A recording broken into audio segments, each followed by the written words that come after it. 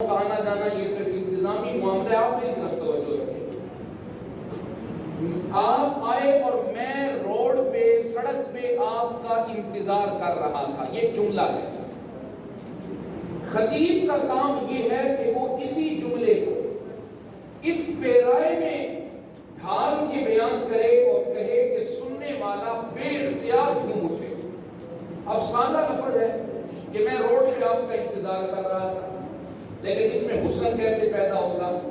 بھائی میں روڈ پہ آپ کا منتظر تھا، یہ حسن کی ابتدائی سیڑھی.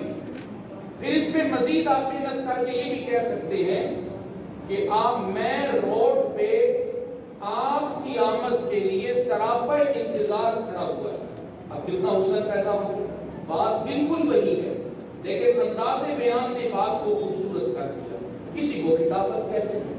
تو میرے دوستو، یہ آپ نے بڑی ہمت کی ہے آج خطابت کی بنیادی سیڑھی پہ آپ کھڑے ہونے کے لیے یہاں آئے. پوزیشنیں تو انتظامیہ نے 2-3 ہی بنائی ہوئی، لیکن آپ نے ہمت نہیں ہاری. آپ محنت جاری رکھیں. جو آج میدان میں کامیابی حاصل کر لیں گے، نام بنا لیں گے، بہت اچھے. جو نہیں بنائیں گے کوئی بات نہیں، آئندہ کسی تقریری مقابلے میں، پھر آئندہ کسی تقریری مقابلے میں. یہی بہت بڑی ہمت ہوتی ہے کہ انسان مائک پہ کھڑا ہو جائے. مولانا اعظم طارق شہید رحمہ اللہ، مجھے ان کے کلاس فیلو نے ایک واقعہ سنایا. میں حیران رہ گیا یہ واقعہ سن.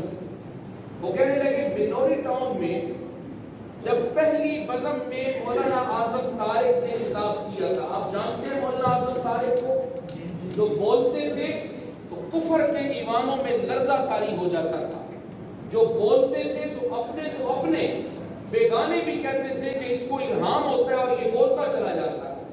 اور اگر وہ اپنی موڈ اور اپنے جوش میں بول رہے ہوتے تھے تو گولیوں کی آواز ان کی خطابت کے سامنے دب جایا کرتی تھی. ان کا ایک ایک بیان کئی لوگوں کے لیے ہدایت کا ذریعہ بنتا تھا. یہ وہی مولانا اعظم طارق ہیں جب بنوری ٹاؤن میں پہلی بزم میں کھڑے ہوئے تھے بیان کے لیے تو وزمت والا من روا. تو ان کے کلاس فیلو نے مجھے بتایا کہ مولانا خطبہ پڑھ کے بیٹھ گئے تھے، اردو میں گفتگو ہی نہیں کر سکتے. لیکن اگر مولانا اعظم طارق نے ہمت نہیں ہاری تو پھر اللہ نے کیا مقام دیا کہ رہتی دنیا تک وہ خطابت میں تابندہ ستارے ہوئے. تو میرے بھائیوں، آپ بھی سیکھنے کے مقام میں ہیں، بالکل گھبرانے کی ضرورت نہیں. گجرانوالہ میں ایک بہت بڑے خطیب ہوئے، بہت ہو گئے. میرے والد گرامی نے ایک دن مجھے پکڑا اور ان کے پاس لے کہا یہ آپ کا بھتیجا ہے، اس کو خطابت کا بڑا شوق ہے، تو اس کو کوئی ٹپس دیں، اس کی کوئی رہنمائی کر دیں. تو وہ بڑے خطیب تھے، مجھے کہنے لگے بیٹا خطابت میں پہلی چیز ہے خود اعتماد. اعتماد پیدا کرو. پھر انہوں نے ایک بات کی تھی تو تھوڑی سی ہنسی مذاق والی، لیکن مجھے بہت کچھ سمجھایا. انہوں نے کہا آپ کی تقریر میں بڑے سے بڑا شیخ الحدیث بھی آج ہے، تو ادب احترام ملحوظ رکھنا ہے، لیکن ڈرنا نہیں ہے. اگر جھجک آنے لگے تو سوچنا ہے کہ یہ اتنا شعر ہوتا ان کے لفظ ہے اس شیخ الحدیث کے متعلق جو آپ کے خطاب میں آ جائے، تو آپ نے دل کو یوں سمجھانا ہے یہ اتنا شعر ہوتا تو یہ بیان کر رہا ہوتا نا، میں بیان کر رہا ہوں. اس کا مطلب ہے اس وقت مجھ سے بڑا اس ہاؤس میں کوئی خطیب نہیں. خود اعتمادی سے گفتگو کریں. آپ کے اساتذہ ہیں، آپ اساتذہ کی بات کا بعض کا جواب بھی دیتے ہیں. یہ طلباء جن کے ساتھ آپ ہر وقت لڑائیاں کرتے رہتے ہیں، لیکن جب خطابت کی باری آتی ہے بزم میں ہم ڈر رہے ہوتے ہیں، ہماری کانپیں ٹانگ رہی ہوتی ہے. سمجھ رہے کہ نہیں؟ تو میرے دوستوں، اپنے اندر خود اعتمادی پیدا کریں. خطیب کے اندر 3 طرح کے اوصاف ہونے چاہیے. فنی اوصاف ہونے چاہیے، اخلاقی اوصاف ہونے چاہیے، روحانی اوصاف ہونے چاہیے. پھر آپ اپنے مزاج کو دیکھیں. آخری بات سمجھیے، اپنا مزاج دیکھیں. آپ میں سے کئی طالب علم ایسے ہوں گے میرے بھائی جن کے مزاج میں صوفیت کا غلبہ ہوگا، تصوف کا غلبہ ہوگا. وہ ہر وقت کاندھے پہ رومال رکھ کے صوفی سے بن کے چل پھر رہے ہوتے ہیں. ترنم سے، شعلہ بیانی سے ان کا کوئی لینا دینا نہیں.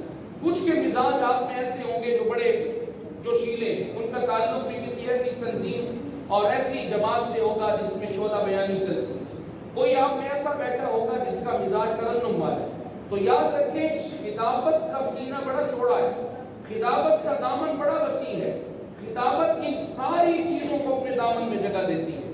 خطابت میں ایک خطابت ہوتی ہے مناظرانہ خطابت، ایک ہوتی ہے ذاکرانہ خطابت، ایک خطابت کی قسم ہے فقیہانہ خطابت، ایک خطابت ہوتی ہے جارحانہ خطابت، ایک ہوتی ہے عالمانہ خطابت۔ یہ ساری خطابت کی قسمیں ہیں۔ آپ کا مزاج جس قسم کے ساتھ ملتا ہے اسی کو لے لیں۔ ابھی آپ کی ابتدا ہے، آپ کی نظر میں جو خطیب اچھا ہے اس کو پکڑ لیں، اس کی تقریر سنیں، اس کے انداز کو اپنائیں۔ لیکن سب سے اہم بات، ہمارے ملک کے ایک بہت بڑے خطیب ہیں علامہ عطاء اللہ بندیالوی، میں نے بچپن میں گجرانوالہ ڈویژن کے مقابلے میں پہلی پوزیشن حاصل کی، اللہ نے بڑی عزت دی، مجھ میں بڑا بھی اس کے بعد اعتماد آیا۔ 6 دن کی تیاری، خود ہی تقریر لکھی، خود ہی تیار کی، گیا اور الحمدللہ کوئی 40 کے قریب مدارس ڈویژن گجرانوالہ کے، ضلع کے نہیں ڈویژن کے، تو اللہ نے پہلی پوزیشن۔ اس کے بعد میں نے مولانا عطاء اللہ بندیالوی سے پوچھا، میں نے کہا خطیب بننا چاہتا ہوں، کوئی طریقہ بتائیں۔ انہوں نے کہا بیٹا ماشاءاللہ استاد محترم تشریف لائے، ہم استاد جی کو خوش آمدید کہتے ہیں۔